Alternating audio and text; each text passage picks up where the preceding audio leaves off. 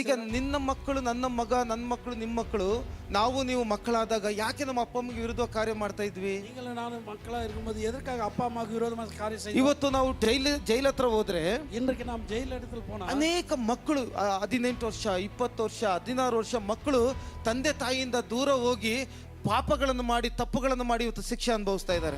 16 வயசு பிள்ளைங்க, வாலிப பிள்ளைங்க அநேகர் தவறு செய்து தாய் தகப்பனை விட்டு பிரிந்து, ಯಾವಾಗ ಮಕ್ಕಳಿಗೆ ತಂದೆ ತಾಯಿಯಿಂದ ಮಕ್ಕಳು ದೂರ ಹೋಗ್ತಾರೋ எப்பொழுது தாய் தகப்பனை விட்டு தூரம் போறாங்களோ பிள்ளைங்க, ಅದನ್ನ ಮಕ್ಕಳು ಮಾಡಲ್ಲ, அதை பிள்ளைகள் செய்வது. ಆ ಮಕ್ಕಳಿಗೆ ತಂದೆ ತಾಯಿಗಿಂತ அந்த பிள்ளைங்க தாய் தகப்பன், ಆ ಮಕ್ಕಳಿಗೆ ಸೈತಾನು ಲೋಕದ ವ್ಯವಹಾರಗಳ ಮೇಲೆ, ಲೋಕದ ಆಸೆಗಳ ಮೇಲೆ ಆತನು ಆಕಾಶ ಅಂದ್ರೆ ಒಂದು ವಾಯುಮಂಡಲದಿಂದ ಅವರಿಗೆ ಆತನು ಮಾತಾಡುವವನಾಗಿದ್ದಾನೆ. அந்த உலக ஆசைகளே வாகாத மண்டலத்தில் பிசாசான அந்த பிள்ளைகளோட பேசுகிறான். ನೀನು ಒಂದು ಕೆಲಸ ಮಾಡು, நீ ஒரு வேலை ಏ ನಿಮ್ಮಮ್ಮ ಬರೇ ಬೈತಾಳೆ, ನಿಮ್ಮಪ್ಪ ಬರೇ ಬೈತಾಳೆ, ಅವ್ರ ಮಾತನ್ನು ಕೇಳ್ತೀಯ, ನೀನು ಕೆಲಸ ಮಾಡು, ಬಾ ನಿನ್ ಫ್ರೆಂಡ್ಸ್ ಹತ್ರ ಹೋಗು, ನೀನ್ ಫ್ರೆಂಡ್ಸ್ ಜೊತೆಗೆ ಹೋಗು, ಕುಡಿ, ಹುಡುಗಿ ಜೊತೆ ಎಂಜಾಯ್ ಮಾಡು, ನೀನ್ ಆರಾಮಾಗಿ ಒಳ್ಳೊಳ್ಳೆ ಮೂವಿಗೆ ಹೋಗು, ದುಡ್ಡಿಲ್ಲ ಮರೆಯ, ದುಡ್ಡಿಲ್ಲ, ಒಂದ್ ಕೆಲಸ ಮಾಡು, ನಿಮ್ಮಮ್ಮ ಮನೇಲಿ ದುಡ್ಡಿಟ್ಟಿದಾಳಲ್ಲ, ನಿಮ್ಮಪ್ಪ ದುಡ್ಡಿಟ್ಟಿದಾನಲ್ಲ, ಆ ದುಡ್ಡು ತಗೋ, ಅವ್ರಿಗೇನು ಗೊತ್ತಾಗಲ್ಲ, ಅವ್ರು ದಡ್ರಿದ್ದಾರೆ, ಏನು ಗೊತ್ತಾಗಲ್ಲ,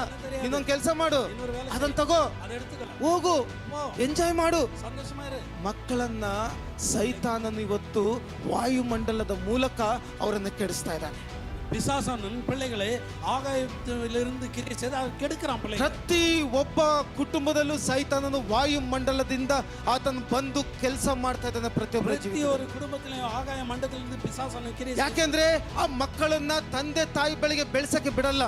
ಏನಂದ್ರೆ அந்த பிள்ளைகளை தாய் தகப்பன் ಅವನ ಇಷ್ಟ, ಅವನು ಏನ್ ಇಷ್ಟಪಡ್ತಾನೆ, ಈ ಮಕ್ಕಳ ಜೀವನ ಹಾಳಾಗ್ಬೇಕು, என்ன விரும்புறான் பிசாசன, ನಿಮ್ ಮಕ್ಕಳ ಜೀವಿತ ಹಾಳಾಗ್ಬೇಕು, இந்த பிள்ளைಗಳ வாழ்க்கை நாசம், ನಿಮ್ ಮಕ್ಕಳು ನಾಶ ಆಗ್ಬೇಕು, இந்த பிள்ளைகள் நாசமாக வேண்டும். ಈ ನಿಮ್ಮ ಮಕ್ಕಳ ಭವಿಷ್ಯತನ ಸೈತಾನನು ಕದ್ದುಕೊಂಡು ಹಾಳು ಮಾಡುವುದಕ್ಕಾಗಿ ಆತನ ಈ ದಿನಗಳಲ್ಲಿ ಕಾಯ್ತಾ ಇದ್ದಾನೆ. இந்த பிள்ளைகளுடைய எதிர்கால வாழ்க்கையை திருடி நாசமாக்க. ಸಭೆಯೇ, ನಾನು ನಿಮಗೊಂದು ವಿನಂತಿ ಮಾಡ್ಕೊಳ್ತೇನೆ, ಸಭೆಯೇ உங்களுக்கு ஒரு விண்ணப்பம் வைக்கிறேன், ನಿಮ್ಮ ಮಕ್ಕಳನ್ನ ಈ ದೇವರ ಆಲಯದಿಂದ ಹೊರಗಡೆ ಇಡಬೇಡ್ರಿ.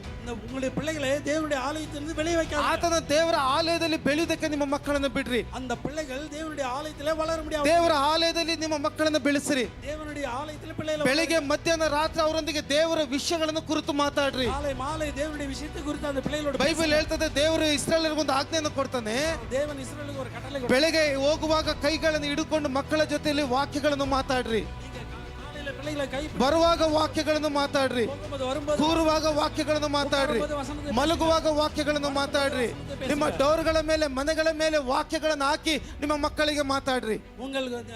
செவுரு மேல கதவுಗಳ ಮೇಲೆ ವಾರ್ತೆ எழுதி உங்க. ಯಾಕೆ?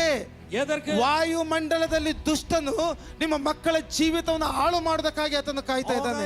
ಪ್ರಭು ಉಂಗ ಪಿಳ್ಳೆಗಳೇ ನಾಶಮಾಕ ಕಾತುಕೊಂಡು. ಮಕ್ಕಳು ತಂದೆ ತಾಯಿಯ ಮಾತನ್ನ ಫಸ್ಟ್ ಮೀರುವಂತೆ ಆತನು ಮಾಡ್ತಾನೆ. ಪಿಳ್ಳೆಗಳು ತಾಯಿ ತಗೊಂಡು ವಾರ್ತೆ ಮೀರುವಡಿಯ. ಮಕ್ಕಳೇ, ಯಾವತ್ತು ನಿಮ್ಮ ಅಪ್ಪ ಅಮ್ಮನಿಂದ ನೀವು ದೂರ ಹೋಗ್ತಾ ಇದ್ದೀರೋ, எப்பொழுது இந்த பிள்ளைகள் அப்பா அம்மா விட்டு தூரம். ಆನ್ಲೈನ್ ಅಲ್ಲಿ ನೋಡೋ ಪ್ರತಿಯೊಬ್ಬರು ಗಮನಿಸ್ಕೊಳ್ರಿ. ಆನ್ಲೈನ್ ಪಾಕರ ಪಿಳ್ಳೆಗಳು ಗಮನಿಂಗ. ಯಾರು ತಂದೆ ತಾಯಿಯಿಂದ ದೂರ ಹೋಗ್ತಿರೋ, ಯಾರು ತಾಯಿ ತಗೊಂಡು ದೂರ, ಅಲ್ಲಿ ಒಂದಾಗಿರುವಂತ ಸಂಬಂಧವನ್ನ ಆತನು ಡಿಸ್ಕನೆಕ್ಟ್ ಆಗ್ತಾ ಇದೆ. ಸಂಬಂಧತೆ ಅದು ಮುರಿಕ್கிறான். ಆ ಡಿಸ್ಕನೆಕ್ಟ್ ಯಾಕೆ ಆಗ್ತಾ ಇದೆ? அந்த ಸಂಬಂಧ ಎದಕ್ಕೆ ಅದು ಯಾರಿಂದ ಆಗ್ತಾ ಇದೆ? ಅದು ವಾಯುಮಂಡಲದ ದುರಾತ್ಮನಿಂದ. ವಾಯುಮಂಡಲಕ್ಕೆ ಹಲ್ಲೆಲೂಯಾ. ಸೈತಾನ ಅವರ ಗುಂಡಿಗೆ ಹಾಕುವುದಕ್ಕಿಂತ ಮುಂಚೆ ದೇವರು ನಿಮ್ಮ ಮಕ್ಕಳನ್ನು ಕಾಪಾಡಬೇಕಂದ್ರೆ ದೇವರು ನಿಮ್ಮ ಪಿಳ್ಳೆಗಳನ್ನು ಕಾಪಾಡ ವಾಕ್ಯದಲ್ಲಿ ದೇವರ ಸಭೆಯಲ್ಲಿ ಅವರನ್ನು ಬೆಳೆಸಿರಿ. ವಾರ್ತೆ